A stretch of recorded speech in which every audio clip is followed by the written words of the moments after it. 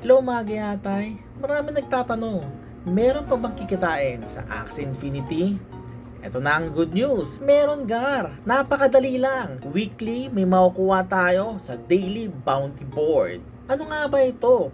Meron lang 4 na simple task na gagawin mo everyday for 1 week. Unang-una ang activate Atya, open a pouch, manalo na isang game sa classic, at manalo na isang game sa origin. 'Di ba? Napakasimple. So ano pang hinihintay mo? Gawin nyo na ang daily bounty board. Di mo kailangan tapusin lahat ng task. Kung ano lang kaya mong gawin, yun lang ang gawin mo. Meron ditong open up pouch na kailangan mo kasi ng collectible Axie. Pwede kang bumili sa marketplace or kung meron ka, kayang-kaya mong gawin. So ano pang hinihintay nyo? Gawin nyo na ang daily bounty board. Easing magkaroon ng AXS every week. Kaya pa hinihintay nyo, let's go!